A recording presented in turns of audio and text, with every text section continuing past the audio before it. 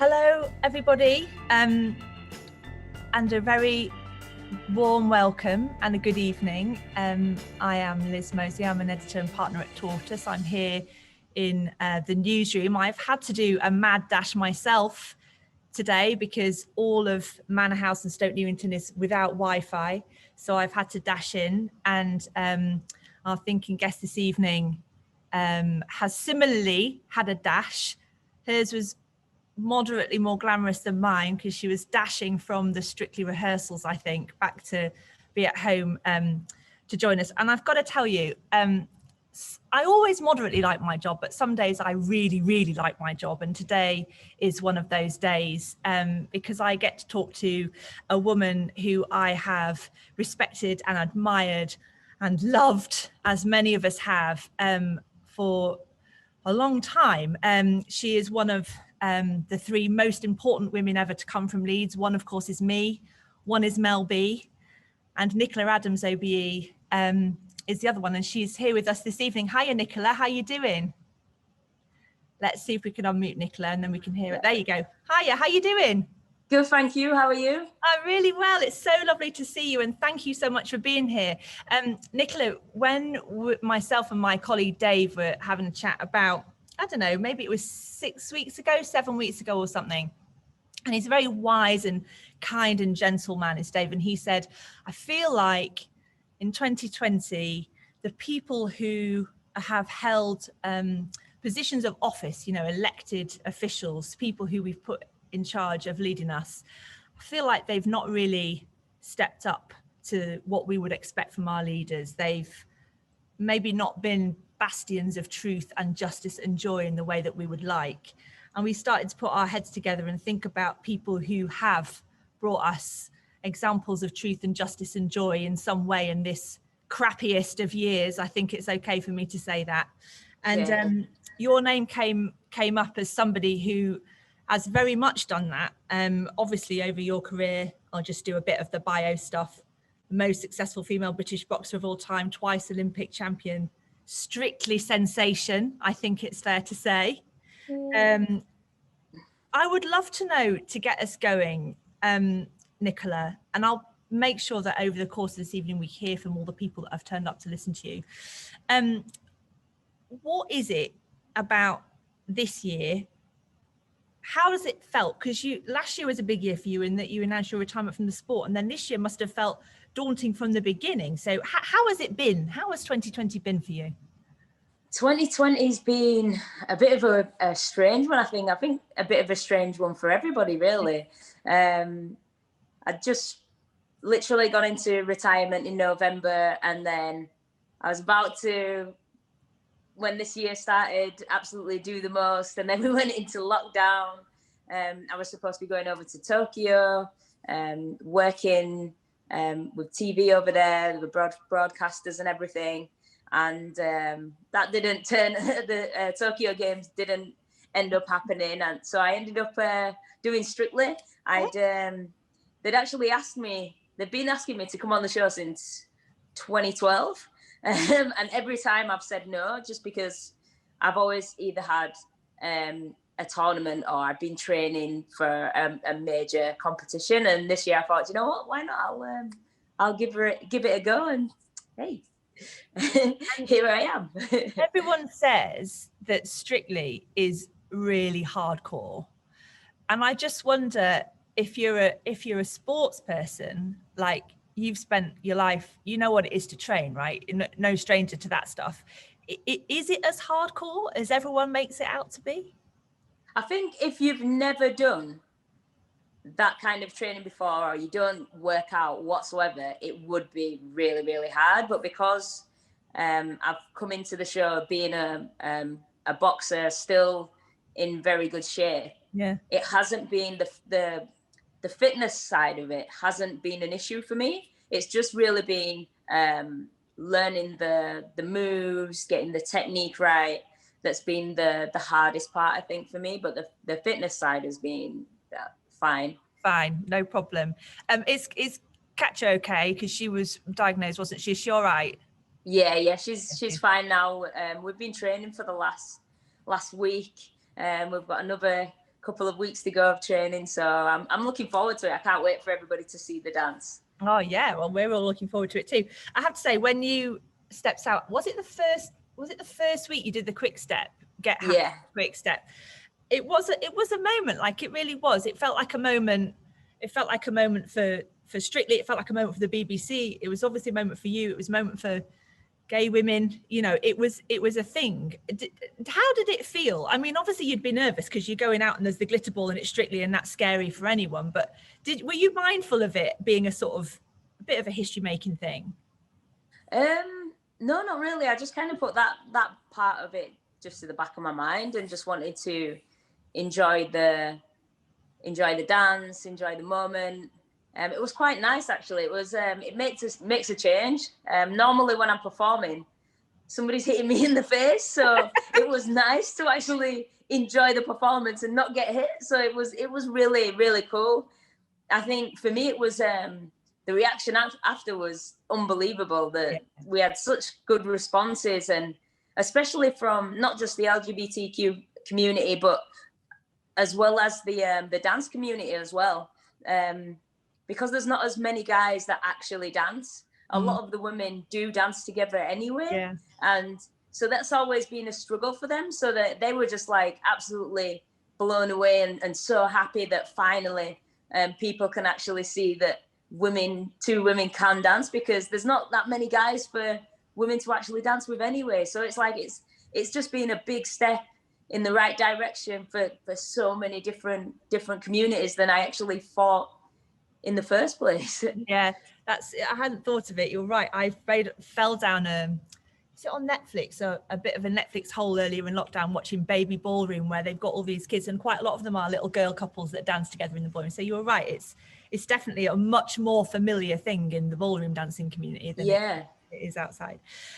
So you've touched a little bit on this already, but I'm interested to know, I was just chatting to my colleague Mark, and when you're somebody like you and you make your career, your name in the absolute top of international sport, elite sport, your identity as a boxer and your identity as you, it all becomes like one thing. And then the moment when you come to retire must have felt like a real, you know, a wrench in some way. And I just wonder how you've gone about processing that kind of thing, having been, you know, we're talking about leaders, but being a champion is different from being a leader, but you absolutely are the definition of what a champion is. So tell us a bit about how you've processed that shift in your life. Yeah, well, I was only gonna do another couple of fights anyway, so and then I was gonna retire, so it just came a little bit sooner. So I was already in that mindset of I wanted to move on with my career. I've got so many other things that I wanted to focus on. There's been so many opportunities I've had to do. God knows how many different things, being parts in movies, and I just haven't been able to do that because I've been either training for a competition or I've actually been competing. So it's just nice now. I was actually more excited really that I can actually do the things that I wasn't able to do while I was in my boxing career. So there's for me, I've retired from boxing, but now it's like I'm on to a second phase. Yeah. And you've done acting before, haven't you? Yeah. Is that a part of the plan? Yeah. Oh, so exciting. But were you being an extra? I don't know if I got the chronology of this right when I was doing my research. Were you an extra in like Corrie and EastEnders whilst you were being having your boxing career at the same time? Well, I was an extra in Coronation Street before London 2012. Oh, right. And what was that like? It was good. It was good. It was fun. And then after that, I was able to play myself in Waterloo Road, which was cool as well. Yeah. Like it's always been a passion that I've had. It was just that boxing happened to take off first. Yeah.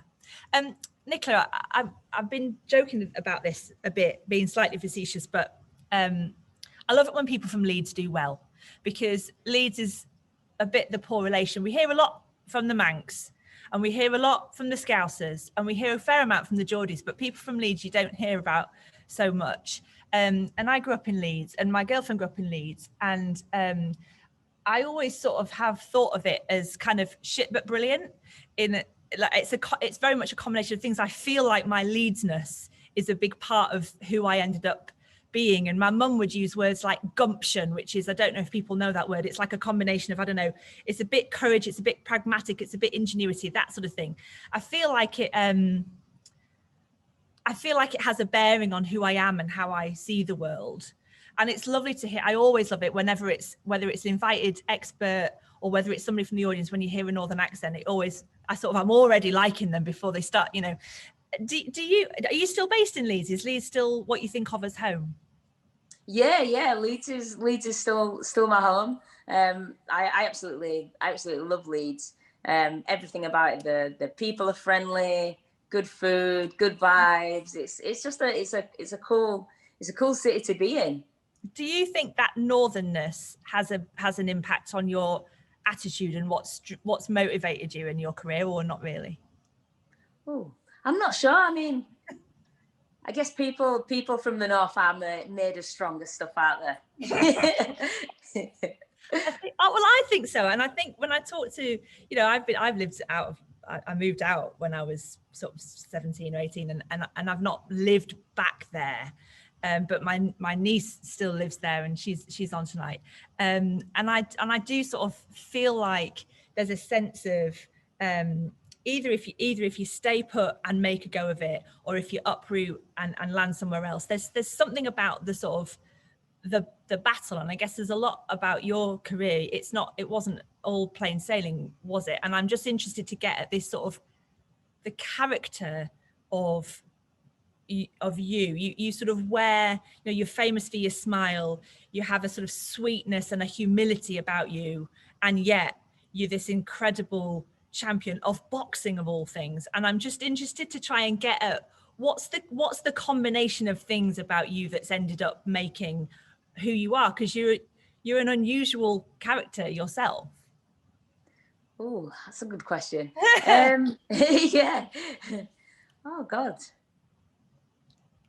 I don't know, actually. Sorry, go on. Do you think it's something about growing up, or what motivates you? Maybe that's what I'm trying to guess at. Yeah. I guess for me, it was just when I first went into the boxing gym, when I was 12, and I remember I'd seen reruns of Muhammad Ali and Sugar Ray Leonard, and I was like, wow, this must have been like what it was like for them when they were in the gym. And I always thought to myself, like, once I got in there, I was like, wow, like, I want to be an Olympic champion like Muhammad Ali was. And that's what drove me on. And for people that were, when I was 13 and women's boxing wasn't even an Olympic sport, and I'm like, yeah, I'm going to be an Olympic champion one day. And they must have thought, like, okay, you know, everybody can dream. Yeah.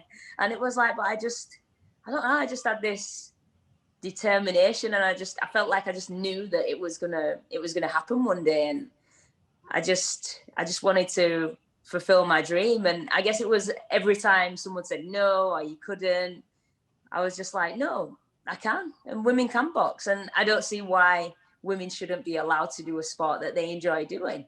Yeah. And I guess it was that just fueled me to keep on going. So let's talk about boxing. I've got to be honest, I don't know a lot about boxing, apart from obviously having followed your career a bit. And in general, this year, there's a lot of chat. When we talk about women's sport, quite often people sort of, it's like shorthand for women's football, weirdly, when like in the sort of national conversation. And then just before lockdown, funny enough, we were going to do a ThinkIn which was called "Is the Future of Football Female?" And it all felt very exciting, and the Women's World Cup had really happened, and everyone was like, this is it, it's going to happen, it's going to turn the corner. And I just wonder, you will know much better than I will, what has happened to women's sport, both elite women's sport and grassroots women's sport, when everything's shut and stopped? Do you think there's a bit that we need to do to work back to where we came from? Have we knackered it? How good or bad are things now for women's sport? Well, to be fair, I don't really know, because we haven't really seen much of anything at the moment to do with sport. Everything's very, very controlled, obviously because of COVID. But I think there definitely needs to be, once everything is opening back up, there definitely needs to be a big push for women's sport in general. Like, we've seen, there's been like big improvements, but there's still a very, very long way to go. I think I might bring in Michelle Gardner, who's asked a question in the chat that I think is sort of relevant in the context of what we're talking about here. Michelle, are you there? I am. Early Hello, doors in Michelle. Hello, love. Hi. Early doors in Los Angeles, so forgive. I couldn't get going. Please put your have a chat to Nicola. I love your point. Yes. Awesome fan, massive girl crush. You started me boxing after your first win. I got that bit out of the way. Love. I'm living in LA, and the lack of leadership, both here and in the UK, has become pretty apparent. And one thing, especially living in Los Angeles, go Lakers, Clippers, Dodgers, Rams, you name it. Over in the UK with the likes of Marcus Rashford, over here from LeBron James, Michael Thomas with racial justice, sportsmen and women are really stepping up. And I wondered if during these last 8 months, despite, and I miss Strictly, despite the sparkles and the twirls, have you felt any pressure and all eyes on you to suddenly fill this void that we, the public, want to see filled by people we hugely respect? No, I've just literally just continued being me and doing what I do. When Strictly asked me to do the show, I actually asked them if I could dance with another woman, because I just didn't see, you know, what the big deal would be being able to do that, and then it was just like a whole media storm. But it's good in a way that it has been done now, and there was a big fuss made about it, but I feel like we should have already been past that already. It shouldn't even be a thing anymore. But yeah, for me, I am who I am. I don't think about what can I do today? I don't know, what can I change or anything like that. I just go in and just think, hey, do you know what? I'd like to try that, or I'd like to try this. I don't really. How do I explain what I'm trying to say? I guess that I don't really think about the pressures of what I actually do. I just do what I do. I know exactly what you're getting at, Nicola, but it's really fascinating that you can operate that way, to have the success that you have. And obviously it's a platform, and it sends some people a bit mad, you know, when they start second guessing, and if I do this, what will it look like and how will people react? I'm just interested, do you have people around you who keep you honest, who stop you from becoming intolerable, who, you know, put you back in your box if you know? It's amazing that you can keep yourself focused in that way, because the world is scary, and, you know, you're active on social media and you say the wrong thing and everyone has a pile on. I'm interested that doesn't faze you at all. Yeah, I think, I mean, I have a really, really good team around me, and they're super supportive in everything I do. My partner's super supportive in everything I do, and I guess for me, that's what matters. That's what counts to me the most. It's about the opinions of the people that I actually know and have respect for, and you can't take the opinions of somebody that says a comment on social media that you don't even know. It's like, you know, so I don't, it just completely goes over the top of my head. I just when I do things for the first time, it is scary. It does make you nervous, because there is no path laid out. There's nobody that's done it before you, so you know, okay, I need to go over here, I need to go there, I know exactly what I need to do. But also at the same time, as scary as it is very exciting as well, because it has never been done before, and everything that you're doing now is all new ground, and it's just amazing to be able to do that.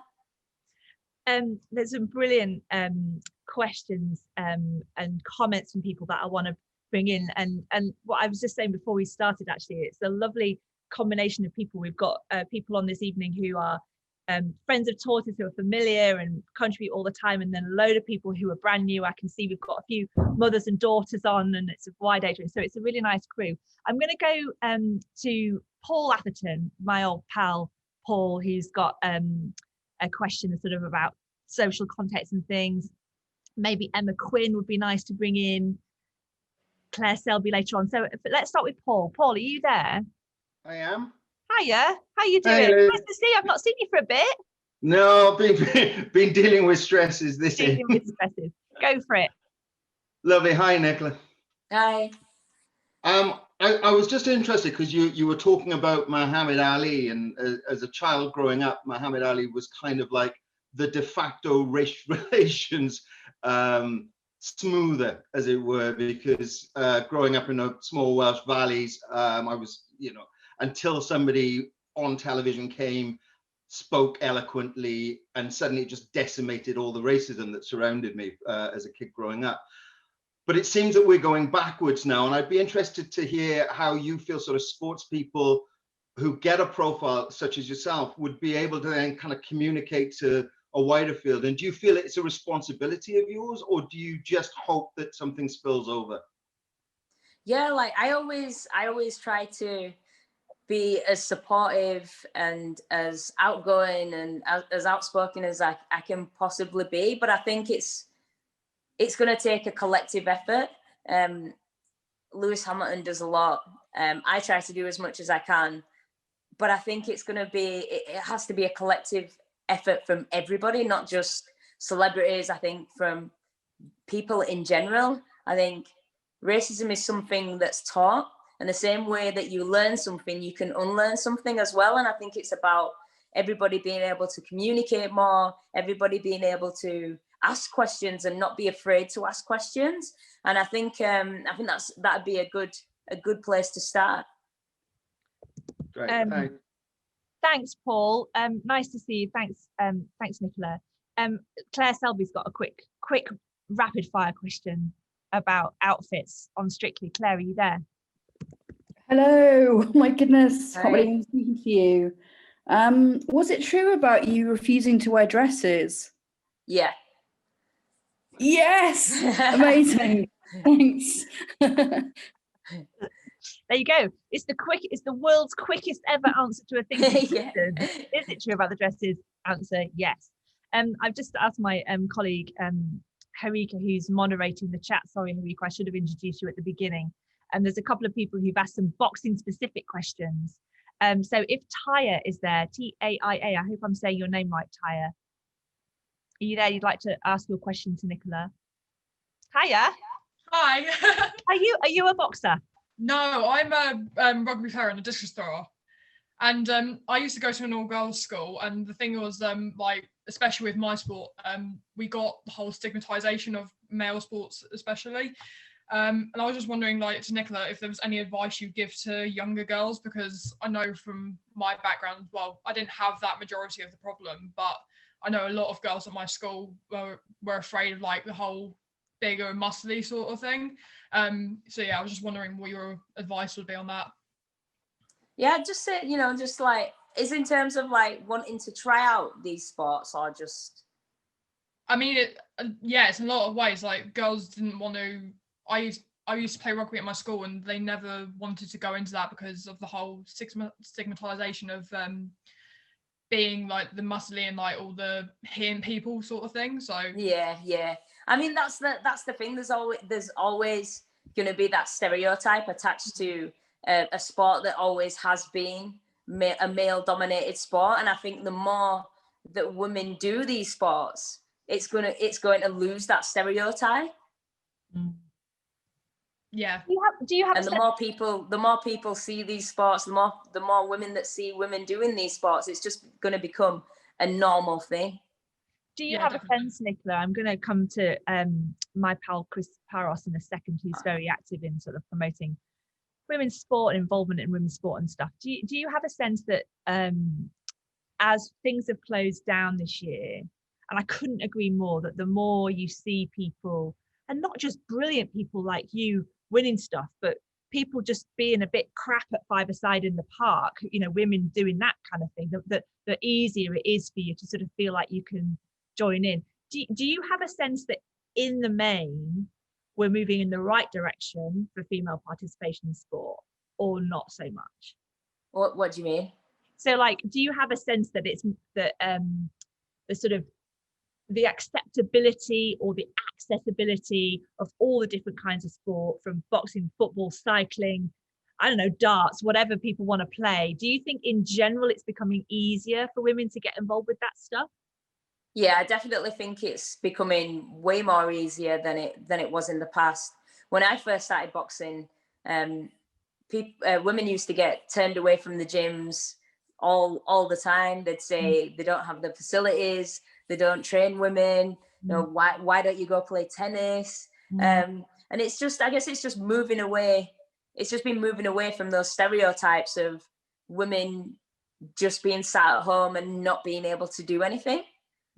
And it's really good to see. I definitely do think we've still got a very long way to go. There's a lot of stereotypes and a lot of traditions that still need to progress and evolve, because I mean, if we didn't, gosh, I mean, if we hadn't have changed certain things through life and society in our time, women still wouldn't even be allowed to vote. We wouldn't be able to do half of the things that we wanted to do if all these traditions were kept. So it's all about being able to be more forward thinking and thinking about the future and what that looks like for women, and women being able to get that respect and be able to do basically all the jobs or activities or sports that they want to do. Let's go to Helen Rand, who's asked a question about her daughter. Helen, are you there? Hello. Oh, there's the daughter. There's Stella. Hi, Stella. Nice to see you. She wants to start boxing, Nicola. When's a good age to start? Yay. How old is she now? She's only 4. Yeah, So like literally, big girl. I think they can start at 6, I think. I've just started school. Hey. How's school going, Stella? Is it good? Yeah. Yeah, cool. She's a big fan of yours, Nicola, and excited to see you on Strictly. Oh, awesome. Yeah, no, well done you. Brilliant. Stella, when you win Olympic gold, will you come back and do a ThinkIn, yeah? Give us a call. Give us a call in 15 years. Yeah. Thanks for your question, Helen, and nice to meet you, Stella. Bye. So, about 6, that's about 6 you can go in and start doing the beginnings of learning how to box. Yeah. Brilliant. That's so cool. I might go to perhaps I'm going to go to Emma Quinn. I saw a comment just a bit further up about Emma, you're studying sports psychology and you've got some interesting sounding research that you were going to talk about. Hi, Emma. Hi. I'm just really excited to be here. I said a little bit earlier, I've done karate since I was 3, and I've also done Latin and ballroom dancing, and I've competed in both. And it was always really interesting training in both, especially at the same time. You'd always turn up to dance competitions covered in bruises. But we always danced with girls. Until I got to uni, I'd never danced like with a male partner. So it is really good, not only that you're like showing that you can do both martial arts and dance, because that was a big stigma. Some of the guys when I was training in karate would be like, oh, you're just a dancer, you can't compete. Like, and then some of the girls would be like, oh, but you're too manly, you're too big, like you can't be a proper dancer. So it's really good that you're showing that you can do both, and like I've take my hat off to you again, so thank you very much for that. But So I've got a little sports psychology sort of Instagram page, and I kind of do my own little bit of research. I haven't been able to do a full sort of dissertation type thing yet. I'm only a second year. But I've been looking into a theory called the female athlete triad. I don't know if you've come across that. It's basically sort of a maladaptive triad. It can be maladaptive, but it can also be adaptive. But it's basically based on diet. And it's saying a combination of menstrual dysfunction, osteoporosis, and poor eating, it can sort of link to how athletes perform. And when I sort of made a post about it, everyone was like, wow, this is incredible. Where has this come from? And it's not a new theory, but even psychologists on my page were like, this is incredible. Where has it come from? I was wondering whether you had ever had any experiences having like how being a woman affected your sport, because I know that has affected my martial arts competing, especially like menstrual cycles that can affect. So I wondered whether you'd heard about that, what sort of aid there was, and how being a woman like affected your training. Yeah, I have heard of menstrual cycles stopping while when you're heavy training, but I think it's important to have a nutritionist, so you're making sure that you're getting everything that you need to compete, like nutrition wise. Like you want to make sure you're having enough protein, you want to make sure that you're getting enough greens, you want to make sure that you're getting all your vitamins. I mean, I was lucky that I was part of the Olympic setup, so we had all the people in place that we needed: doctors, physios, nutritionists, to make sure that there wasn't any problems like that, because I know it can be a struggle. But I think if your menstrual cycles are stopping, I think it's important to be able to talk to a nutritionist, talk to a doctor, see if there's something in your diet that you can change to make sure that you're going to be at the strongest and be able to compete at the best of your physical ability. Yeah. Brilliant. And did you have like the opportunity to sort of voice that? Because often it could be quite hard depending on who your coaches are, especially in martial arts. All of my coaches were men, all of them. So you don't necessarily want to say if you have mental issues, or if you're suffering because you're on your period this month and you get anemic symptoms or different things like that. Did you have like the opportunity to talk to anyone? Yeah, we did. I mean, we had like a very good Olympic setup. There was female coaches as well. So if you didn't feel comfortable talking to the male coaches, you could talk to the female coaches. You could talk to the doctors. There was a lot of people you could confide in. We had a sports psychologist as well, so you was able to talk to them if there was things that were quite personal that you didn't feel comfortable talking to other people. Thanks so much for your question, Emma, and for your research, and good luck with the studies. I'm going to go now to Chris. I've mentioned a couple of times Chris Poweros, who's just talking a bit about, I know we all laughed when he said, oh yes, I insisted on not wearing dress on Strictly, but there's more to it than that, isn't there? Hiya, Chris. Hello. Hiya. Yeah, well, I think, I've mentioned it in the chat, but, and Nicola, you sort of put it really nicely just then. It's like, we can't be what we can't see. And there's, and you talked about history and voting and all the rest of it. And actually there were, I'm sure everyone here knows, there were those who wanted sort of evolution in terms of votes for women, and those who like blew up letterboxes. And actually there's a space for both of those things. And I think that's why, and we did laugh, as Liz said, when you said you wouldn't wear dresses, but actually that's really important because actually what you're confounding gender stereotypes on national sort of prime time terrestrial do we still use that terrestrial television? I don't know. Terrestrial television to millions of viewers, and that's really important because and then at that point you're reaching an audience that may not have even thought about that before. And particularly in sport, it's really important as well, because precisely for all the reasons that we've just been talking about, of like, what does it mean to be a woman playing sport? And Anna Kessel, for anyone who wants to read about it, has written a brilliant book called Eat, Sweat, Play, which is about women's participation in sport. and and about how, and when we're kids, like I used to play football. I played football all through primary school. I played in the school team. By the time I got to 13, I wasn't allowed anymore, and I stopped playing football and I stopped being active, and I started again in my 20s, but it wasn't the same, and all the rest of it. And that's a cycle that so many women and girls go through. And there's infrastructure we have to put in place, as well as the cultural stuff that we're talking about. And I put it in the chat earlier, I will stop in a second, put it in the chat earlier, women's elite women's football really suffered in the pandemic, and that's to do with money.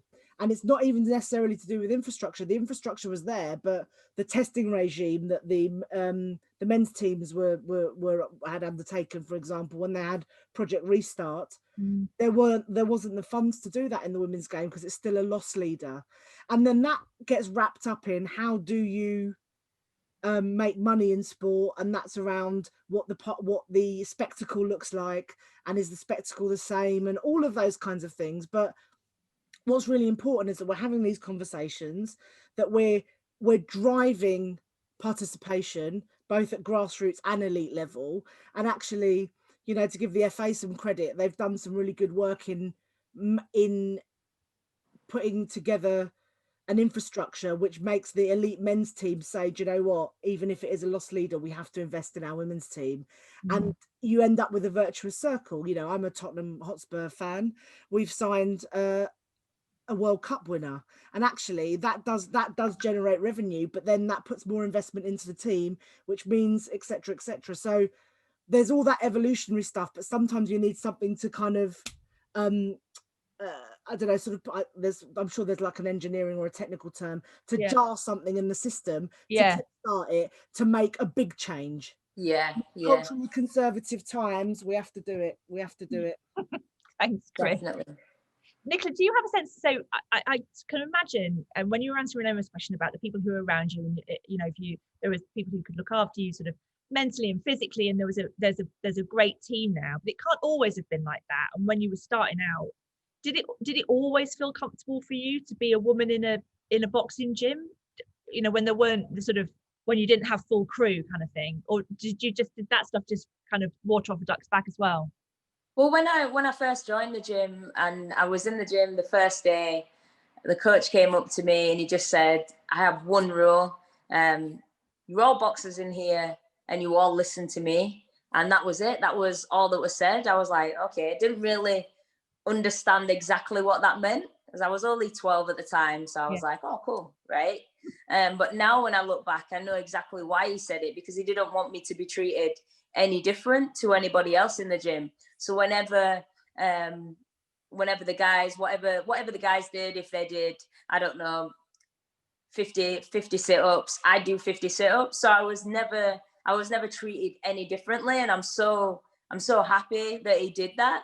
And I never felt segregated from anybody else. I always just felt like a boxer, and I always fit in. So I was always really happy about that. Now when I look back, I'm so happy that he did that, and having a coach that did that for me meant that it didn't even faze me when other people said that they didn't like boxing, because I knew that I had a coach and I had other boxers from my own club and gym that supported me in what I did, and they knew I was a really good boxer. And I think for me, the big thing was when they actually saw me compete and box, and they were just completely blown away, like, wow, I didn't even realize a female boxer could be that good. But I guess if you don't put in the work and put in the training to them, I think you never know how good they can be, unless it's like anybody, male or female. If you get a boxer in the gym, if you put the work into them, they can be good, they can be exceptional. Fascinating. I can see a couple of people with their hands up that I'm going to come to in a second, Serena and Benusha. But I'm going to go to my colleague, my boss actually, Katie, because she's asked a similar question twice over, and I don't want to ignore her. So Katie, are you there? You want to ask a question about confidence? Hello. Hello, Nicola. Hi. I was just saying how much I love you, and I do love you, and I love you even more after this evening, because I love your confidence. And I love the fact that, you get asked a question, one word answer. You don't know what the question is. You're like, I don't understand what you're saying. where does the confidence come from? How did you learn it? It can't just be through boxing. Where does it come from? Who taught it to you? I don't know. But you're just so yeah. Yeah, I am so confident. I don't know. I guess for me, it just comes down to being able to look in the mirror and just be happy with who I am as a person. And then anything else, I feel like it doesn't faze me. I'm just like, well, I guess like I don't know. Yeah. Have you always been like that? Have you always been this way? Have you sensed if you think of little Nicola, age 12, I mean, she was obviously confident because she's walked in, she's the only girl, and thought, I'm going to be a boxer. Yeah. Was there a time when you didn't have that kind of gung-ho spirit? Yeah, I guess when I was younger, maybe I wasn't as confident. But I guess as I got older and I grew into myself, and I guess always being in these situations where I've had to really fight for women's boxing and be the front runner, it almost forces you to be that confident person, to be that person that's going to drive everything forward. And I guess that's where it kind of came from. I was always, when women's boxing wasn't that big, before the 2012 Olympics, it was always a case of women's boxing didn't get any funding whatsoever.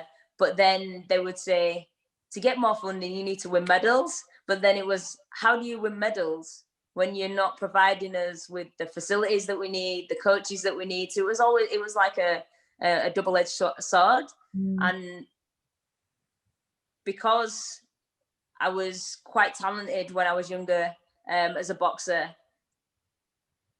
and a lot of the other girls weren't as talented as me, so they'd go out quite early in the tournaments, and it was left on my shoulders to basically bring back the medals. So I guess over time of always being in that situation, even in the Olympic Games, the other two girls went out of the tournament, and the coach said to me, hey, like, you know, women's boxing really needs a gold medal. And I remember going to sleep that night before the 2012 Olympic finals and just thinking like, yeah, I need to do this. And it's not even about me and wanting to win a gold medal anymore. It's about wanting to really put women's boxing on the map. And I just went for it.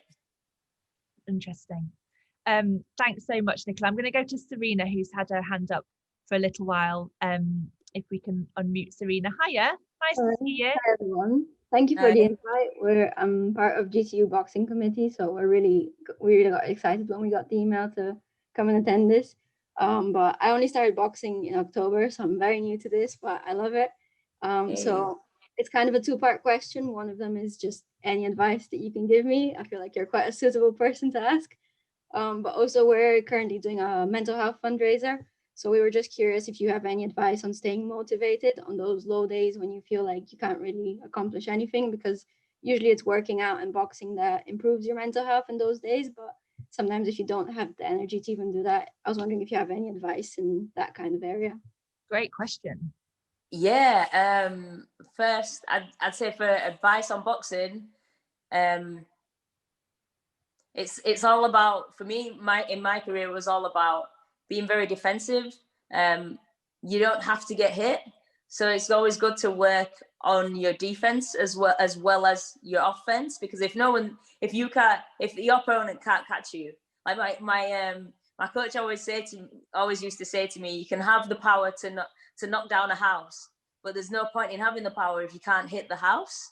So I was the moving house. And that's how I got through my career, basically, just being able to make my opponent miss and being able to capitalize on their mistakes. It's like a game of chess. You're always trying to outthink the other person. You're always trying to outmaneuver the other person.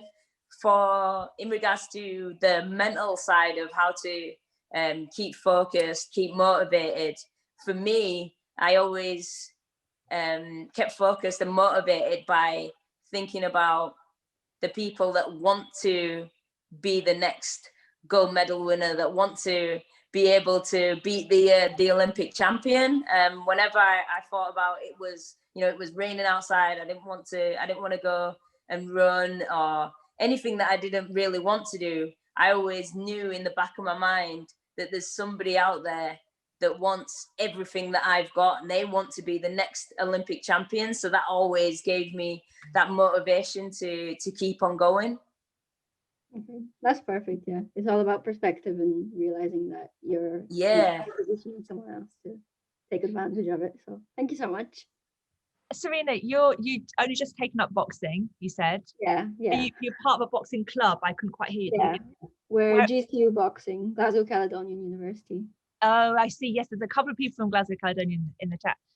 Thanks so much. It's lovely to hear you. I'm going to go to Charlie Massey. He's made a couple of comments. There was a question you asked early on, Charlie, about amateur sport and if the UK amateur women's sport is different in other parts of the world. Hiya, Charlie.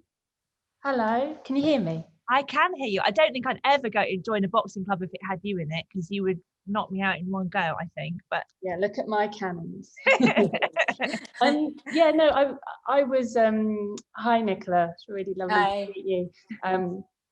So I wanted to ask you about amateur sports in general. I've been sort of really motivated to sort of, I think sweat's for everyone, isn't it? We can all sweat. And I really felt like This Girl Can was like got me out there, and it was all right to be, you know, ugly puffing as I do around the park, you know, when I do. And I just wondered, you go around the world and train different places. How do we compare to other countries? You know, do we have as good an amateur sport scene? You know, is it part of, I know, like, for example, like Sydney, everyone's running or swimming before work, but yeah, you know, I don't feel it's the same here, but I want you to answer the question, not me. Yeah, I mean, I've been to loads of different training facilities. Before women's boxing was an Olympic sport, I just said, yeah, I've been to the likes of China, Russia, USA, and the amount of funding and the facilities that they have there for just their amateur team is unbelievable. I'm not sure what the amateur setup's like for the rest of the sports that we have in the UK, but I know in countries like America and China, it is unreal, unbelievable. I was completely shocked at the setup and the amount of funding that's put into amateur sport and women's sport as well. And that's what I think that was one of the things that always used to really frustrate me with women's boxing. I'd see countries like China and Russia and America like putting so much money into women's boxing because they wanted to win those medals, and it used to get me so frustrated because I was like, we have some of the best boxers in the world, but we're just not getting that kind of backing. So it was a really, really frustrating time for me. But as soon as women's boxing was made an Olympic sport, that all started to change. Gosh, so that makes what you did even more impressive now to me. Thank you. Thanks, Charlie. Nice to see you. Nicola, we're in the last few minutes now. I want to make sure we have a bit of time to talk about the future and some of the stuff that you've done. That when I was researching for this, I came across this book that you've written for young kids, sort of like 7-year-olds, about getting motivated and things. Tell us a bit about that. Is the sort of young people getting motivated to participate, is that going to be your sort of next big thing that you want to do to make yourself useful in the world? Yeah, definitely. I'd love to be able to get more kids involved with sport, more kids motivated in sport. I'd love to be able to get boxing actually back in schools. I think it'd be really good for fitness, all around basically. And I'd love to be able to achieve that. So stay tuned. I'm working on that one. We'll look out for it. John Randall's made a couple of good points. I don't mind, John, you can pick yourself which one of the two things that you posted in the chat you ask. And then I'm going to just give Nicola slight warning so she can have a moment to think about it. There is debate happening over what is the best sporting movie of all time. I'm going to let you think about it before you answer, because it's a big discussion. But meanwhile, go for it, John. Yeah, I was curious to know whether you find it useful or annoying to talk about women's boxing rather than just boxing, and getting asked about your experience as a woman in sport rather than a sports person. So whether you find it annoying and frustrating, or whether you find it actually useful to move things forward, get more visibility, or maybe it's a mixture of both. Yeah, it's literally a little bit of both. I've always just been wanting to be known as a boxer and not just a female boxer. But then it's also important to be able to talk about that and how far women's sport is coming along. And so it's a little bit of a 50-50 situation. Thanks, John. Now is the time, Nicola, for you to name your favourite sporting movie of all time. Choose wisely. I know, think? Right? Oh, God. The options suggested. We've got Raging Bull has been nominated. We've got Gregory's Girl, Bend It Like Beckham. There's a few. What do you reckon? Do you know what? I'm going to go with the old school Rocky. Yes. Can't beat it. It would be. We'd be disappointed if you picked anything other than Rocky. Although we were talking, what music should we play at the beginning of the Nicola Adams ThinkIn? And I said, not Eye of the Tiger, because I thought it'd be cheesy, but maybe it was the wrong call. Maybe we should have gone for Eye of the Tiger. I don't know. Yeah. Nicola, what's Christmas going to be like in your house? Very nice. I can't wait for Christmas, actually. Like I finished Strictly in a couple of weeks' time, so it'll be just in time for Christmas. Big Christmas turkey, lots of food, lots of family. Yay, it's going to be amazing. Good. And will you go to Tokyo this year, the deferred Tokyo? Will you get to travel and do what you were going to do last time, but obviously it all got cancelled? Yeah, fingers crossed. If they actually, if it does end up happening next year, then I'll be there. And tell us a bit about how you'll be involved, what you think you'll be doing. I'm going to be doing some commentating and presenting over there, and just seeing how everybody is getting along in the boxing. Well, I can't wait for Strictly. I can't wait for the Olympics because I love it, and I feel like the world needs another Olympics. It's always amazing, regardless. Even if you know nothing about sport, you can't help but be moved.